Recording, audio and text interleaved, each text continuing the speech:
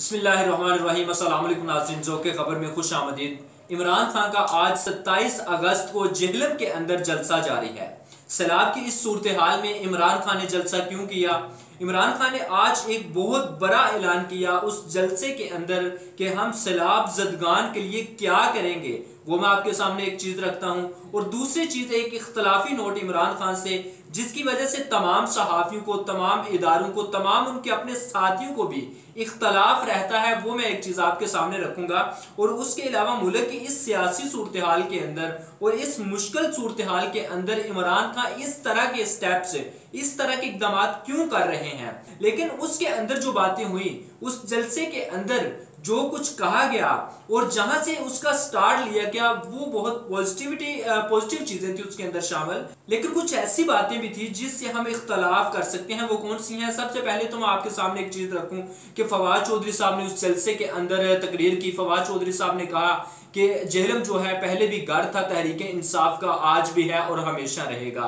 हम इमरान खान के साथ थे, इमरान खान के साथ हैं। और जिस मुश्किल हालत में आज सैलाब ज़दगान की मदद करनी चाहिए हुकूमत को, और हुकूमत गिरफ्तारियां करने के पीछे पड़ी है। कभी बनी गाला छापी और कभी शहबाज गिल और कभी किसी दूसरे रहनुमा को तंग किया जाता है, ये नहीं होना चाहिए। इस तरह फवाद चौधरी साहब ने कुछ बातें की। अब आ जाए तहरीक इंसाफ का ये जो जलसा था, उस जलसे के अंदर जब ये इब्तदा हुई, फवाद चौधरी के जलसे के बाद एक तराना हुआ, उसके बाद एक आरफाना कलाम पढ़ा और नजम शराजी साहब, और उसके बाद अजान से इब्तदा की गई। इस जलसे की अजान हुई और अजान के बाद हवाले कर दिया गया माइक इमरान खान के। ये एक पॉजिटिव चीज थी जो कभी किसी जलसे के अंदर नहीं हुई और किसी भी सियासी जमात ने इस तरह के इकदाम नहीं किए। मैं सियासी जमातों की बात कर रहा हूँ, मजहबी सियासी जमात की बात नहीं कर रहा।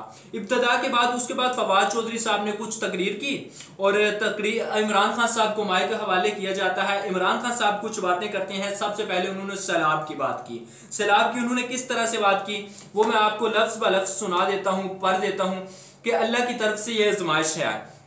सिंध में बहुत बुरा हाल है और सिंध के अंदर लोगों को खाने के लिए रोटी नहीं मिल रही। बहुत मुश्किल वक्त से कौम गुजर रही है। इस मुश्किल वक्त में कोई भी हुकूमत, गवर्नमेंट कुछ नहीं कर सकती। मिल के इस मुश्किल वक्त से हमने गुजरना है, ये इमरान खान साहब ने कहा। उसके बाद उन्होंने कहा कि अल्लाह के इस इम्तहान में हम कुछ कर नहीं सकते, लेकिन हम डैम जरूर बना सकते हैं जो नहीं बनाए गए। और इसका जो इमरान खान ने क्रेडिट नहीं लिया, बल्कि इस पर उन्होंने शिकवा किया कि हमारे मुल्क के अंदर ये काम बदकिस्मती से नहीं हो सका। लेकिन दूसरी जगह उन्होंने जरूर क्रेडिट लिया। वो क्या था? उन्होंने कहा कि हमने 3.5 साल में 10 डैम शुरू किए, 10 डैम शुरू किए, जिसमें बादशाह dam, Dasu dam, Mohammad dam जो बन रहा है 2025 तक ये मुकम्मल हो जाएंगे। इमरान खान साहब ने फिर अगली बात जो की, उन्होंने कहा कि नौजवानों की टाइगर फोर्स को इकट्ठा करना हमने शुरू कर दिया है। बड़े बड़े इलाकों में हुकूमतों की वो मदद करेंगे। ये जो टाइगर फोर्स बनती है, एक शेर फोर्स बनी थी। अगली जो साथ ही बात है वो उन्होंने क्या की, जो आसिफ अली जरदारी साहब के साहबजादे हैं, बिलावल शरीफ साहब, बिलावल जरदारी साहब, उनके मुतल्लिक उन्होंने कुछ ऐसी बातें की जो वो पहले माजी में कर चुके हैं। और इससे इख्तलाफ किया जा सकता है कि इस तरह किसी की भी नकल नहीं उतारनी चाहिए। जहाँ पे इस्लामी रियासत की बात करते हैं, रियासत मदीना की बात करते हैं, जहाँ पर हम अजानें दे रही हूँ, जहाँ पर हम तराने और आरफाना कलाम, जहाँ पर हम कुरान पाक, और इस तरह फिर नाम बिगाड़ना, ये कोई इखलाकी हरकत नहीं, गैर खिलाकी है। तो किसी भी सियासतदान को नहीं करना चाहिए, ये सिर्फ नंबरिंग के लिए करते हैं। तो उसके अलावा इमरान खान साहब ने कहा कि ये जो नेमत होती है, रहमत होती है, बारिश, वो हमारी कुताही की वजह से जहमत बन जाती है, क्योंकि हमने काम नहीं किया होता, तो जिससे हमारी तबाही होती है। तो इस पर हमें काम करना चाहिए।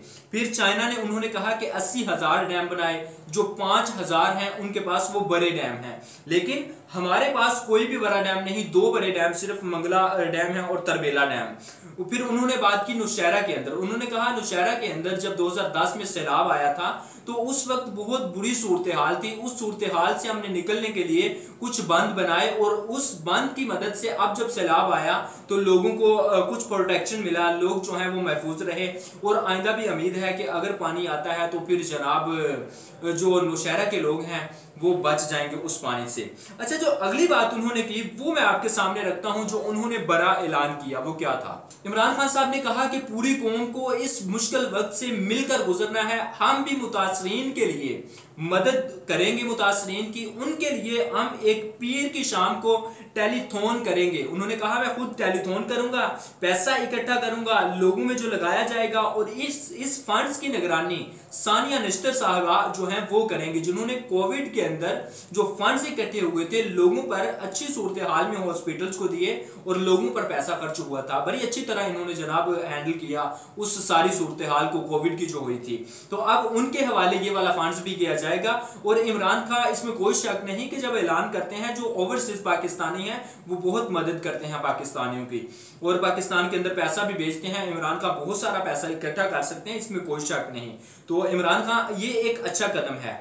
अब दूसरी तरफ आ जाएं कि इमरान खान की इस सूरत हाल के अंदर जलसे करना ये कोई मुनासिब, अगर इमरान खान ऐलान करते हैं कि मैं जलसे नहीं करूंगा और इनसे हम निपटेंगे, ये जो सूरत हाल है इस सूरत हाल के अंदर हम मुल्क को बेहतरी की तरफ लेकर जाएंगे, तो शायद अवाम उनके पीछे और ज्यादा आ जाए और अवाम जो है इमरान खान का साथ दे। लेकिन इमरान खान का अपना पॉइंट ऑफ व्यू, हर किसी का अपना एक नुक्ता नजर है। तो इसी तरह कुछ सहाफियों ने, कुछ दानिशवरों ने बात की कि इस मुश्किल वक्त में, मुश्किल वक्त से गुजरने के लिए हमें इकदाम करने चाहिए, बजाय इसके कि हम सियासी पॉइंट स्कोरिंग करें और सियासी जलसे करें। सियासत तो होती है मीडिया में भी, सियासी पार्टियों में भी, फिर मुआशरे में भी, हर जगह, क्योंकि हमने सियासत को मसनू और मेंबरों तक ले आए तो हर जगह ये सियासत होती है। फिर अब कुछ मीडिया हाउसेस जो हैं वो नूली की तरफ, और कुछ मीडिया हाउसेस पीपल्स पार्टी, और कुछ जो हैं वो तहरीक इंसाफ की तरफ। इसी तरह इमरान खान ने कुछ सहाफियों का नाम लिए बगैर तनकीद के उन्होंने कहा कि कुछ सहाफी, आपको पता है कौन से सहाफी, उन्होंने कहा कि एक मीडिया हाउस, आपको पता है कौन सा मीडिया हाउस, वो हम पर तनकीद करता है कि इमरान खान जलसे क्यों कर रहा है, उनको दर्द है इससे कि वो उनकी बात करते हैं, यानी कि वो PMLN की बात करते हैं, उनसे पैसा लेकर खाते हैं। तो मैं आपको बता दूं, इमरान खान ने कहा मैं आपको बता दूं कि मैं हकीकी आज़ादी की जंग लड़ रहा हूं, मैं इस मुल्क को बेहतरी से निकालने के लिए तमाम जलसे कर रहा हूं और मैं करता रहूंगा। फिर उन्होंने और भी कुछ बातें की इमरान खान साहब ने। इमरान खान साहब ने सिर्फ यही नहीं कहा, यहां पर इमरान खान की इस बात से इख्तलाफ किया जा सकता है कि जो उनके नुक्ता नजर के मुताबिक चलें, जो उनकी बात करें, तो जो तहरीक इंसाफ का साथ दें, जो तहरीक इंसाफ के साथ चलें, उनका नुक्ता नजर आवाम तक पहुंचाएं, उनका बयानिया आवाम तक पहुंचाएं, वो आजाद मीडिया है। वो जनाब ऐसे नहीं लेते, वो लफाफी नहीं, वो सहाफी हैं, असल सहाफी हैं। लेकिन जो इमरान खान की मुखालफत करे, इमरान खान के गलत इकदाम को भी गलत कहे, वो जनाब लफाफी हैं, वो सहाफत नहीं कर रहे, वो येलो जर्नलिज्म करते हैं इमरान खान के मुताबिक। तो इससे इख्तलाफ किया जा सकता है कि इमरान खान साहब जब आपका साथ सहाफी दें तो तब वो नहीं लफाफी सहाफी, लेकिन जब आपके नुक्ता नजर से इख्तलाफ करें तो तब वो लफाफी सहाफी बन जाते हैं, यहाँ येलो जर्नलिज्म आ जाती है। तो इस बात पे इमरान खान की में वजन नहीं, इसलिए इसमें कोई शक नहीं कि कुछ मीडिया हाउस दूसरी सियासी पार्टी को सपोर्ट करते हैं, लेकिन ये कभी नहीं कहा जा सकता कि जनाब वो लफाफी हैं, वो इस इमरान खान का साथ नहीं देते इसलिए वो हक पर नहीं। जो इमरान खान के साथ चलेगा वो हक पर है, बाकी सारे जो हैं वो गद्दार हैं, वो मुल्क के दुश्मन हैं, वो काफिर हैं, तो हम जहाद कर रहे हैं, ये कभी नहीं कहा जा सकता। अब आ जाए इमरान खान साहब ने जो बात की, उन्होंने कहा कि बगोरा एक लंदन में बैठा है, तुम सुन लो बगोरे, और जो फिर कहा मौलाना फजलुर रहमान तुम भी सुन लो, आसिफ अली जरदारी वो जो पैसे की बीमारी, उन्होंने इस तरह लफ्ज यूज किया, उन्होंने कहा कि तुम भी सुन लो, ये जो काम हम कर रहे हैं ये मैं करता रहूंगा और तुम दुम दबाकर, इस तरह की उन्होंने बातें की कि भाग जाओगे और मैं तुम्हारा मुकाबला करूंगा, मैं तुम्हें छोड़ूंगा नहीं, मैं पैसा इकट्ठा करूंगा, अवाम पर लगाऊंगा, ये जिद्दोजहद करता रहूंगा और जो भी मैं कर रहा हूं पैसा इकट्ठा करके रहूंगा और अवाम पर लगाऊंगा और तुम्हें नहीं छोड़ूंगा। इमरान खान साहब हमेशा बात करते हैं कि मैं तुम्हें नहीं छोड़ूंगा। तो इमरान खान साहब 3.5 साल आप हुकूमत में रहे, पहले आपको किसने कहा था कि आप जो है वो इनको छोड़ दें? पहले आपको किसने कहा था कि इनको NRO दे दें? पहले आपको किसने कहा था कि नवाज शरीफ को बाहर भेज दें, उसका एहतसाब ना करें? पहले आपको किसने कहा था कि आसिफ अली जरदारी को रिहा कर दें? पहले आपको किसने कहा था कि इन तमाम पर झूठे मुकदमात बनाकर 20-20 किलो और 18-18 किलो हीरोइन डालकर जेलों में फेंको, उनको अंदर रखो, कोई एहतसाब ना करो और इनसे सियासी जो मुखालफत के मुकदमात हैं वो बना के बदले लो? पहले आपको किसने कहा था कि जनाब ख्वाजा साद रफीक को अंदर फेंको फिर बाहर निकालो? पहले आपको किसने कहा था कि जो अदालतें हैं उनको अपने साथ में लाओ? और पहले आपको किसने कहा था कि आर्मी चीफ को एक्सटेंशन दो? पहले आपको किसने कहा था कि जनाब इस तरह के तमाम इकदाम करो करो जिसकी वजह से आप पर उंगली उठे। पहले आपको कौन कहता था कि इनको एनआरओ दे दो? पहले आपको किसने कहा था कि जनाब इमरान खान साहब इनका एहतसाब नहीं करना? ये आपने कौम को बताना है, ये आपने कौम को बताना है कि पहले आपको कौन कहता था कि जनाब ये जो तमाम लोग हैं ये चोर नहीं, ये तो जनाब मुल्क की बेहतरी के लिए आए थे। अब हम आपको लेकर आए हैं तो आप काम करें, उनके पीछे ना पड़ें। अब जो आप कहते हैं कि जनाब मैं इनको नहीं छोड़ूंगा, अगर नहीं छोड़ना था तो जब आपके पास मौका था तब आप ना छोड़ते, अब सियासी पॉइंट स्कोरिंग ना करें आप। तो ये आपने काम करना था, आपने अपनी कारकर्दगी को बेहतर करना था। कभी भी कोई भी जो लीडर है वो इस तरह बाद में आकर नहीं कहता, जब मुल्क जो है, हुकूमत जो है, इक़्तिदार जो है, कुर्सी जो है वो हाथ से चली जाए तो फिर जनाब आप स्टेज पर आए और इस तरह सियासी बयानिए को मजबूत करने के लिए अवाम को बेवकूफ़ बनाएं।